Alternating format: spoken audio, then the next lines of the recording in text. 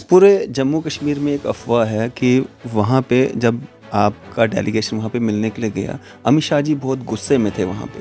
ऐसा कुछ नहीं था।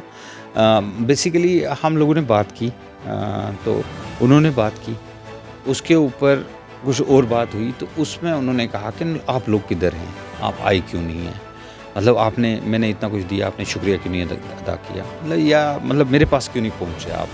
9 सीटें जो हैं एसटी कम्युनिटी के लिए जो रिज़र्व की गई थी असेंबली की, मतलब इनमें पहाड़ी कम्युनिटी के जो लोग एसटी में शामिल होंगे वो इलेक्शन नहीं लड़ पाएंगे। मैं कुछ बोल नहीं सकता जी, ये पॉलिटिशियनों का काम है, लड़ें। मैं आप कह रहे हैं कि राइट जो है वो गुजर बकरवालों के राइट के साथ नहीं छेड़ा जाएगा, तो राइट तो गुजर बकरवालों को दिया गया ना। पर्सनली मैं चाहता हूँ कि असल में जो ये इतनी बड़ी मूवमेंट शुरू हुई है, नहीं पॉलिटिकल सीटों से शुरू हुई है ज़्यादा, कि भाई ये रिज़र्व हो जाएंगी। 91 से यही शुरू हो गई थी कि भाई अब इनको एसटी मिल गया, अब सीटें रिज़र्व होंगी, तो ये चीज़ें तो चल ही रही थी। तो अब ये है कि मैं पर्सनली चाहूँगा कि सब लड़ें, बाकी हुकूमत क्या फ़ैसला करती है वो उसकी छेड़खानी हो गई ना। कम्युनिटी को जो राइट्स दिए गए हैं, फॉरेस्ट राइट एक्ट के रूप में राइट्स हैं, पॉलिटिकल रिजर्वेशन के रूप में राइट्स हैं, और भी बहुत सारे राइट्स हैं। मतलब वो राइट्स जो हैं गुजर बकरवाल कम्युनिटी से नहीं छीने जाएंगे। वो राइट्स जो हैं पहाड़ी कम्युनिटी के लोगों को नहीं मिलेंगे। पॉलिटिकल रिजर्वेशन उनको नहीं मिलेगी जो मिल चुकी है पहले।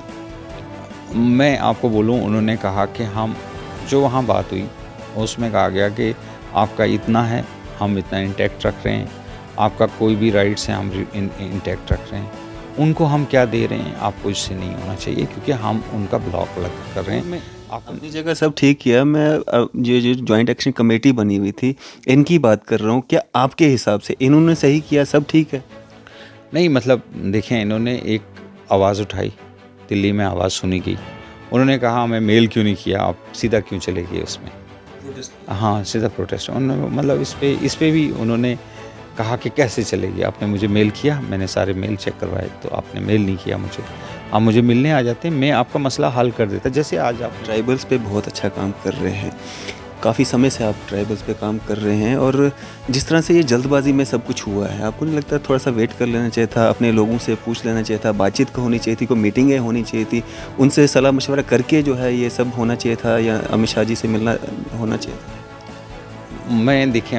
मैं आपको बोलूँ ना, मुझे ऐसा नहीं है कि इंटरनली जो लोग थे वो ऑलमोस्ट पूछा गया इधर उधर से ना, मतलब क्या बात की जाए, मतलब कम्युनिटी के जो सेंटिमेंट्स हैं उनको हर्ट किया गया है, उनके जो सेंटिमेंट्स हैं उनके साथ खिलवाड़ किया गया है इस पैदल मार्च के द्वारा। इन लोगों ने जो है उनके उसका जो भावुक होने का जो है वो फ़ायदा उठाया है। कोई सेल आउट की बात नहीं थी, सारे लोग नेक नीयत थे। मतलब मैंने कहा ना कि एक सरकार में एक सिलसिला है कि भाई वो किसी को कंसीडर करना चाहती है और दूसरी कम्युनिटी को बचाना चाहती है उसमें। मतलब उनका ये था कि हम उनको अगर दे, आप उनकी बात ही ना करो, आप बोलो आपको क्या क्या चाहिए। पहले ही अमित शाह जी ने तो राजौरी वाली जो उसमें उन्होंने कहा था कि गुजर बकरवाल कम्युनिटी के जो आरक्षण है उसके साथ बिल्कुल छेड़खानी नहीं की जाएगी। फिर इसमें नया क्या लेके आए? मतलब क्लैरिफिकेशन नहीं थी उस वक्त। आप देख रहे हैं न्यूज़ शेयर इंडिया और मैं हूं अरफाज़ मडैंग। आज की खास मुलाकात में हमारे साथ मौजूद हैं जावेद राही साहब। जम्मू कश्मीर का शायद ही कोई ऐसा व्यक्ति होगा जो इनको नहीं जानता होगा। ट्राइबल्स पे ये बहुत अच्छे से जो है अपना काम कर रहे हैं, एक स्कॉलर के रूप में, रिसर्चर के रूप में। सर, स्वागत है आपका न्यूज़ शेयर इंडिया में। बहुत शुक्रिया जी।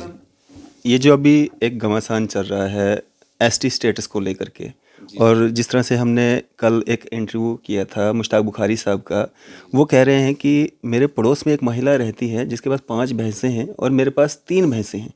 उस हिसाब से मैं इकोनॉमिकली जो हूँ वीक हूँ, और वो मेरे से इकोनॉमिकली जो है साउंड हो चुकी है, इसलिए हमें भी अब जो है एसटी स्टेटस मिलना चाहिए इस तर्ज पे।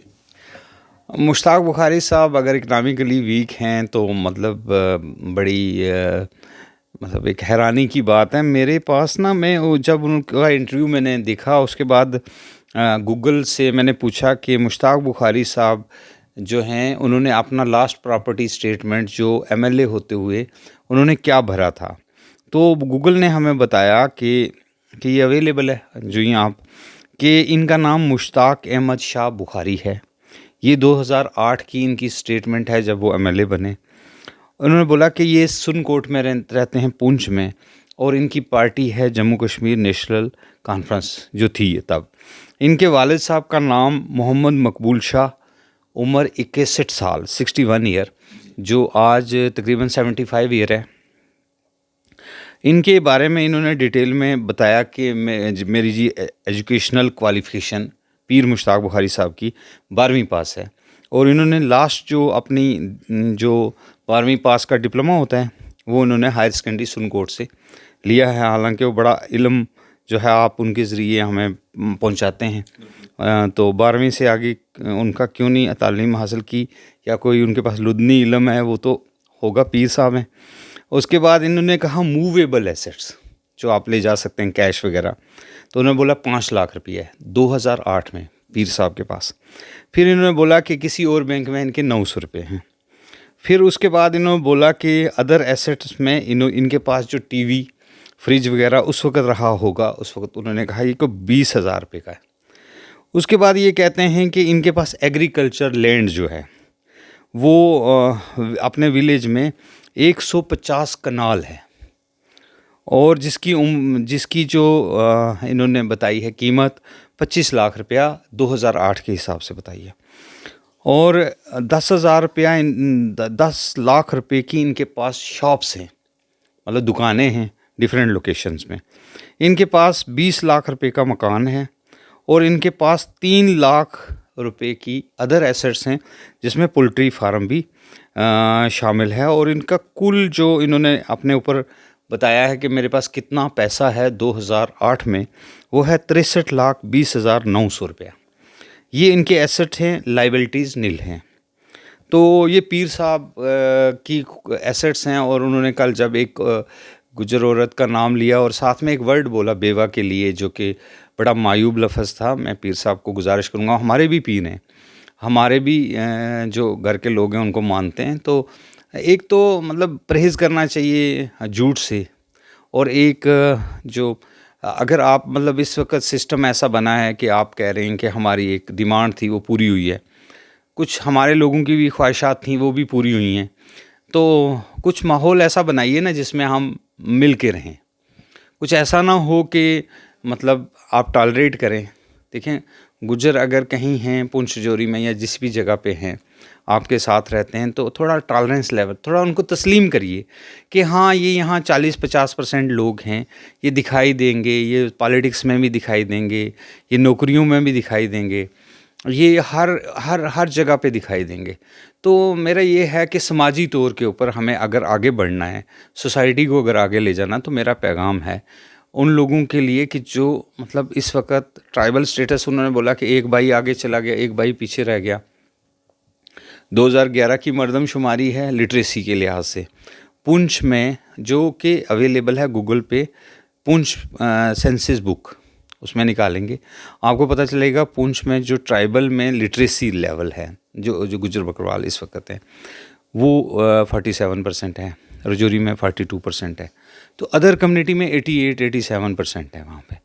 अब अगर एक क्रम के तहत, एक तरीके के तहत आपको भी एडजस्ट किया जा रहा है, और फिर रिवर्स में हमारे साथ भी एक इंसाफ करने की गवर्नमेंट कोशिश कर रही है, और टॉलरेट करने का जो अमल है उसमें लेवल ये नहीं था कि भाई गुजर को कोई रिजर्वेशन है, या मतलब 10% से वो कितना ही आगे चला गया, या कितना ही पिछले 10 साल की लिस्टें निकालेंगे आपको सारी कहानी सामने आ जाएगी।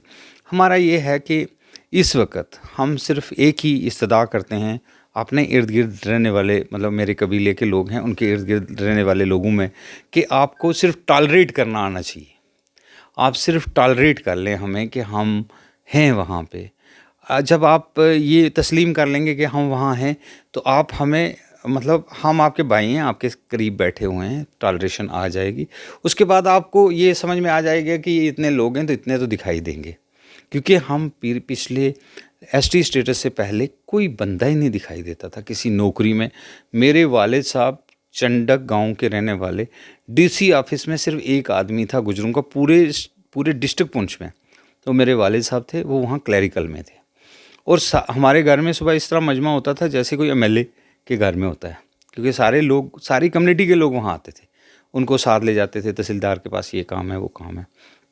अब जब थोड़ा सा रोशनी आई, थोड़ा सा लोग दिखाई देने लगे, तो मुझे लगता है कि एक टॉलरेंस लेवल हमारे बारे में, गुजरों के बारे में बनाएं, अपने दिलों में रखें, हमें भाई समझें, हमें अपने क्या कहते हैं अपने समाज का एक हिस्सा समझें।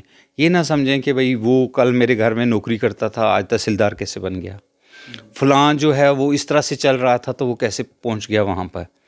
तो एक मैं समझता हूँ कि इस पॉइंट पे मैं एक ही रिक्वेस्ट करूँगा, मतलब मैं एक पीएचडी हूँ, मैं बहुत अच्छी जगह पे मतलब रहते, मेरे वालिद साहब बड़े ठीक थे, मतलब जो गुजरों की ओवरऑल हालत थी उसके हिसाब से मेरा ठीक था, और मैं एक अच्छी फैमिली से आया। लेकिन मुझे भी कभी कभी मतलब डोमिनेट करने की कोशिश करेंगे या इस तरह से बताने की कोशिश करेंगे कि हम कोई सुपीरियर क्लास वहाँ पे रह रही है, तो ऐसा कुछ नहीं, हम सब बराबर हैं।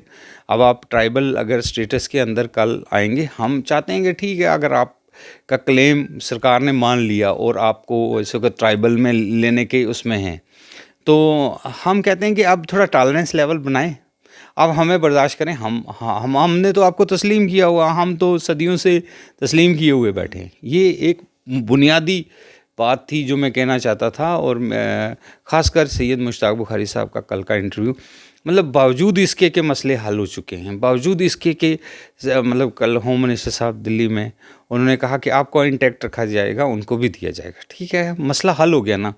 अब इसके बाद ये रोना कि मेरे पास 3 भैंसें हैं, दूसरे के पास 5, आपके पास क्या है दुनिया जानती है। मतलब किस बंदे के बारे में दुनिया नहीं जानती। आप खुद अपने एसेट्स में 2008 में 63 लाख बता रहे हैं, आज तो इस 6 करोड़ से 8 करोड़ से ऊपर आपके पास प्रॉपर्टी है, और आप बोल रहे हैं कि एक गरीब बेवा, और उसके लिए जो लफ्ज़ इस्तेमाल किए, मैं पीर साहब से रिक्वेस्ट करूंगा कि अब अगर कोई आपस में हम अखुवत से प्यार से चल पाएँ तो बहुत अच्छा होगा। हमारे पीरों के बारे में मत बयान दें, मियाँ साहब के बारे में नाज़ेबा लफ्ज़ मत बोलें, हमारे जो ट्राइबल एल्डर्स हैं उनके बारे में, हमारी कम्युनिटी के बारे में इतना र्यूडली बोलते हैं, अल्लाह की कसम। मतलब हम उस तरह, हमारे लोग ज़्यादा कहेंगे ये एलीट क्लास हैं, ये जी ज़्यादा पढ़े लिखे हैं, ये जी इनका हम मुकाबला नहीं कर सकते, यही बोलते हैं ना, बोलते हैं हमसे सुपीरियर हैं, एलीट हैं, बड़ी क्लासेस के, इसी तरह बोलते हैं। हाँ, ये नहीं ना बोलते यार क्या यार ये क्या है, ऐसे थोड़ा बोलना है, ऐसे नहीं बोलना है हमें। अगर आप चाहते हैं, अगर आप कहते हैं कि मैं जी सैयद हूँ, मैं बड़ी ऊंची कास्ट का हूँ, और मतलब सैयद हैं हमारे सर पे, आले रसूल हैं, हमारे गुजर तो बिछ जाते हैं आले रसूल के सामने। लेकिन अगर आप हमारी कौम कबीले के बारे में ऐसी बातें मतलब करने से परहेज़ करनी चाहिए।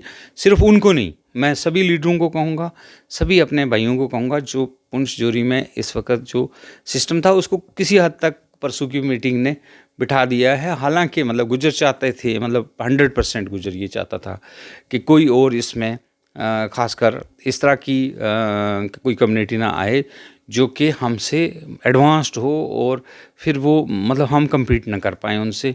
और उसके ट्राइबल करेक्टरिस्टिक्स बाकी चीज़ों पे तो बात हो सकती है, लेकिन एडवांसमेंट पे कोई वो नहीं थे। अब सरकार ने एक और तीसरी तजवीज़ लाई कि चलो जी आपका स्टेट में यूनियन टेरिटरी के अंदर जो जॉब्स हैं, जो आपके क्या कहते हैं एडमिशन्स हैं, वो सेव हो गई ऑलमोस्ट सारे का सारा। मतलब हमारा 90% इश्यूज़ जो हल हो गए। हमें बच्चों का इशू है, हमारे जो ट्राइबल लोग हैं ऊपर पहाड़ों पे हैं, वो मुकाबला नहीं कर पाएंगे। और होम मिनिस्टर साहब ने इतना मतलब पेशेंटली हमें सुना, और इतना हमदर्दाना तौर पे उन्होंने कहा कि भाई ठीक है यार, मतलब मुझे पता है थोड़ा बहुत आपको एडजस्ट करना है, लेकिन हम दे रहे हैं आपको, मतलब हम अलग करके दे, हमें पता है इस चीज़ों का, सिचुएशन का, आपको ज़्यादा बताने की भी ज़रूरत नहीं है। हालांकि सब चीज़ें बताएंगी, जितने भी डेलीगेशन में लोग थे, मैं वहाँ मौजूद था, सब ने बताया, एंड तक हर एक से पूछा उन्होंने, फिर उन्होंने अपनी राय दी, उन्होंने ब्लॉक की बात की। और मतलब ओवरऑल जो मैंने देखा अपने कबीले के अंदर, जो पढ़े लिखे लोग हैं, जो सेंसिटिव हैं, जो बच्चे हैं, जिनके कुछ ख्वाब हैं, उन्होंने ओवरऑल वेलकम किया इसको। कहने लगे कि चलो अगर उनको दे के हमारा सेव हो जाता है तो कोई हर्ज नहीं। लेकिन फिर भी आग तो ख़त्म नहीं होने वाली। मतलब कोई ग्रुप आ गया, किसी ने बोला जी कि हम तो कोर्ट में जाएंगे, कैसे विद इन कोटा, जैसे किसी ने मतलब व्हाट्सएप ग्रुप में डाला था, तो उसको फिर वो शेयर हुआ इधर उधर। तो मतलब आप कोर्ट में जाएंगे कि कोटा विद इन कोटा क्यों, क्योंकि मतलब सिस्टम ये था कि 18% इकट्ठा हो जाए और फिर ये दिखाई ना दें और फिर हम ही हम हूँ, ऐसा नहीं होना चाहिए। मतलब बहुत अच्छा एक फ़ैसला जो है वो सेंट्रल लेवल पे लिया गया और हमें अपने लोगों तक पहुँचाने में इसको ना 3-4 दिन लगे कि हमने सबको बोला कि भाई आप इस पे सोच लो, फिर आप जाओ प्रेस में और जाके बोलो कि ठीक है हमें मंजूर है। और कल इन्होंने बोला कि ठीक है, मतलब हम सस्पेंड करते हैं, हमें हमें हमें जो अमित शाह जी ने, जो होम मिनिस्टर साहब ने बोला वो फाइनल है। हमने मतलब कोशिश की अपने कबीले के अंदर हर लेवल के ऊपर एक तालमेल बिठाने की कि चलो मतलब गिवन सर्कमस्टांसिस में अगर वो उनको दे रहे हैं और हमारा प्रोटेक्ट कर रहे हैं तो हमें ज़्यादा इसमें नहीं जाना चाहिए और अब आज के बाद ये कैंपेन बंद करनी चाहिए कि हम एक दूसरे के ख़िलाफ़ खड़े हो जाएं। लेकिन फिर भी मतलब देयर आर सर्टन एलिमेंट्स जो नहीं चाहते कि वो कोई मतलब आपस में बैठ के कोई समझौते पे आ जाएं। अब हम ठीक है कल 1 महीने के बाद बराबर हो जाएंगे एक दूसरे के। आप कह रहे थे कि ट्राइबल स्टेटस इनको है, एक भाई को है दूसरे को नहीं, दूसरे भाई को भी मिल जाएगा। तो फिर हम बैठ जाएंगे ना इकट्ठे, आए ना बैठें, आए बराबरी पे बैठ जाएं।